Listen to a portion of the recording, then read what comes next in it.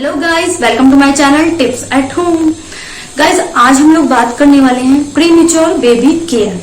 तो अगर आपके घर में भी कोई प्रीमेच्योर बेबी है तो आपको उसकी केयर, उसकी देखभाल कैसे करनी चाहिए, आज मैं आपको इस वीडियो में बताऊंगी।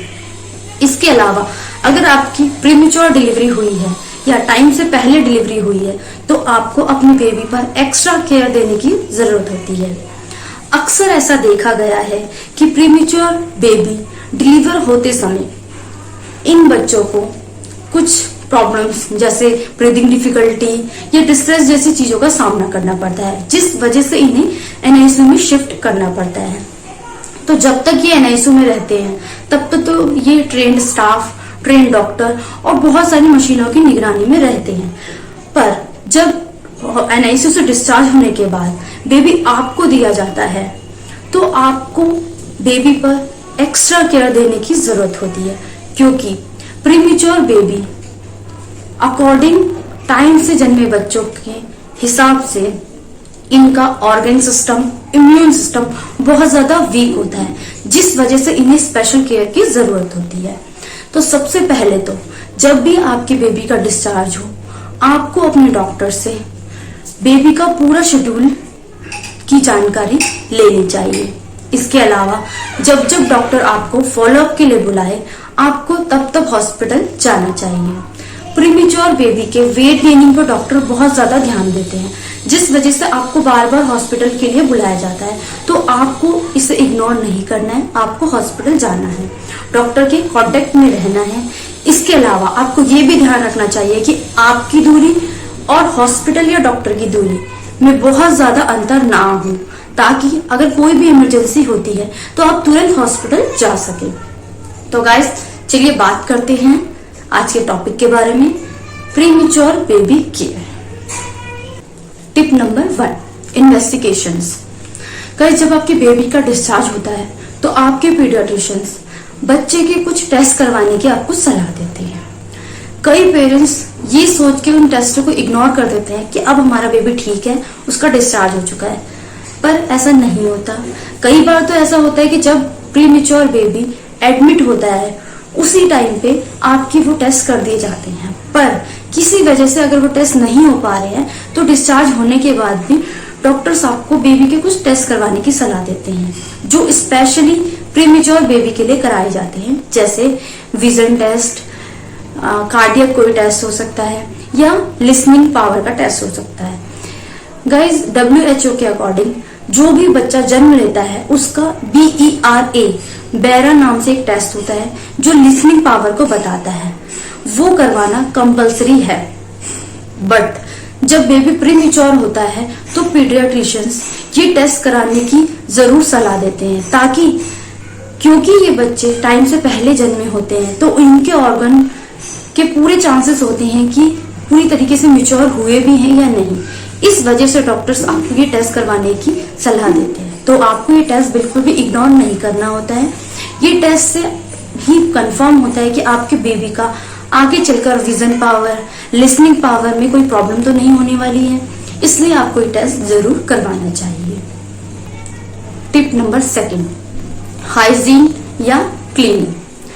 तो गाइस, जब आपका प्रीमेच्योर बेबी घर पर आता है तो पूरे चांसेस होते हैं कि उसे बहुत जल्दी से कोई भी इन्फेक्शन लग जाएगा, क्योंकि वो टाइम से पहले जन्मा हुआ है।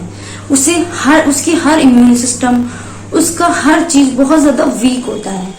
इसलिए आपको ये मेक श्योर करना है कि उसके आसपास अच्छे से क्लीनिंग हो, उसके कपड़े अच्छे से वॉश हुए हों। स्पेशली कोई एंटीसेप्टिक सोल्यूशन भी आप यूज कर सकते हैं, जैसे डिटॉल या और भी चीज। तो अगर उसके कपड़े डिटॉल या किसी भी चीज में वॉश हो तो वो और अच्छा होगा। इसके अलावा उसकी बेडशीट, पिलो कवर, ये सब अच्छे से वॉश हो। इसके अलावा रूम में सनलाइट आती हो, वेंटिलेशन अच्छा हो तो और भी अच्छी बात है। इसके अलावा आपको पूरे दिन भर में एक बार अपने रूम को ओपन रखना है, ताकि पूरे रूम में अच्छे से वेंटिलेशन हो सके। तो इस चीज का भी आपको बहुत ज्यादा ध्यान रखना है। रूम में अच्छी लाइटिंग हो, इस सब का भी आपको बहुत ज्यादा ध्यान रखना है। तो आपको क्लीनिंग और हाइजीन पे बहुत ज्यादा ध्यान रखना है, क्योंकि ये बच्चे बहुत ज्यादा वीक होते हैं, इन पे बहुत ज्यादा केयर देने की जरूरत होती है। Tip number 3, unnecessary people are not allowed. जी हाँ, अगर जरूरत ना हो तो कोशिश कीजिए आपके बेबी से कम लोग मिलिए, क्योंकि जो भी पर्सन आपका बाहर से आ रहा है बहुत ज्यादा चांसेस है कि वो किसी बैक्टीरिया या बाहरी कांटेक्ट में होने की वजह से कोई जर्म्स वगैरह उसके साथ आने के पूरे चांसेस है, जो आपके प्रीमेच्योर बेबी को लगने के फुल चांसेस होते हैं।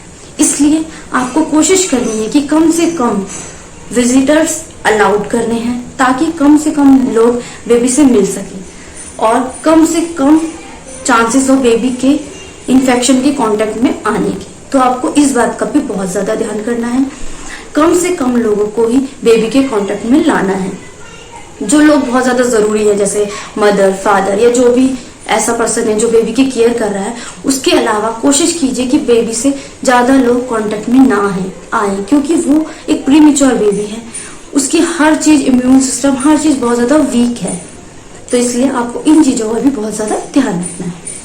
Tip number 4, hand wash before touching. जी हाँ, आपको इस बात का बहुत ज्यादा ध्यान रखना है कि बेबी के कांटेक्ट में आने से पहले हमेशा हैंड वॉश करना है।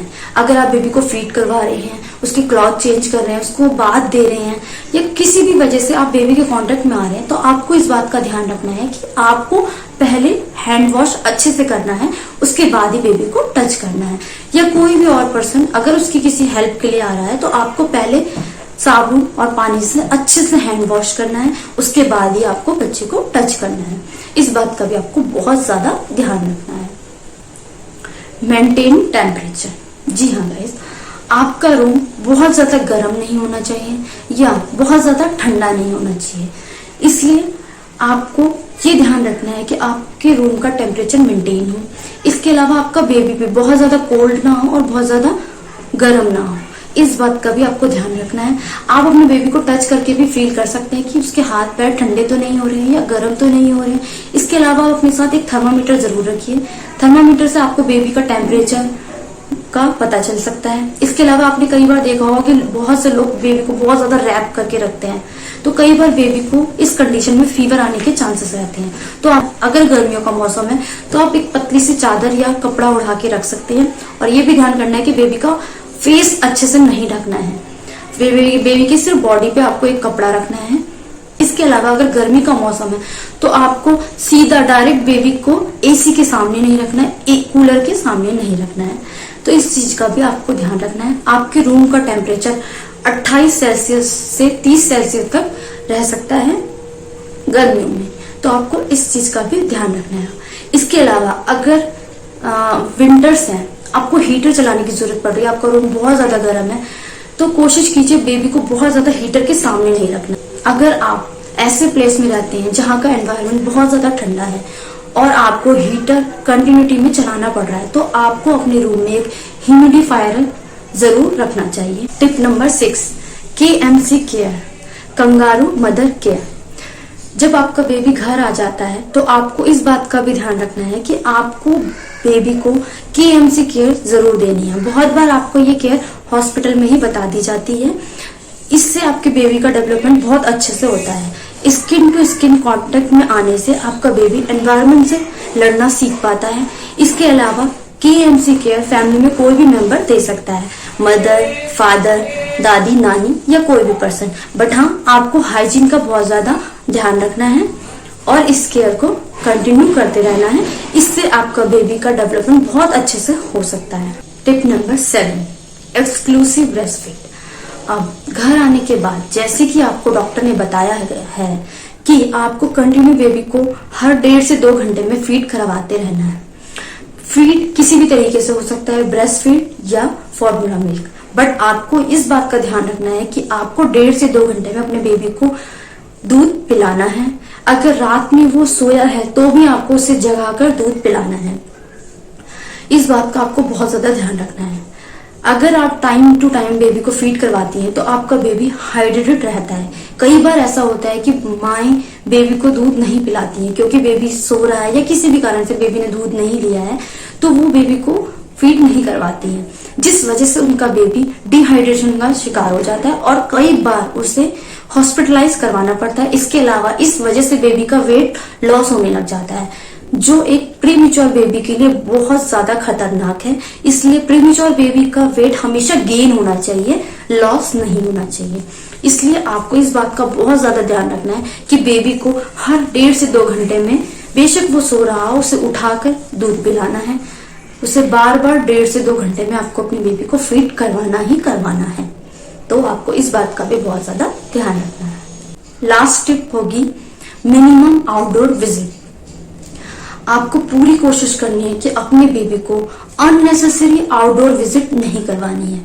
शुरू में उसे हॉस्पिटल, डॉक्टर्स के पास बहुत ज्यादा विजिट लेनी पड़ती है, बट वो तो उसके लिए जरूरी है। इसके अलावा आपको उसे मार्केट, मॉल, शॉपिंग जैसी जगहों पे नहीं लेके जाना है, क्योंकि वो एक प्रीमेच्योर बेबी है, उसका इम्यून सिस्टम बहुत ज्यादा वीक है, कोई भी इन्फेक्शन उसे बहुत जल्दी से लग सकता है। तो आपको इस बात का बहुत ज्यादा ध्यान रखना है।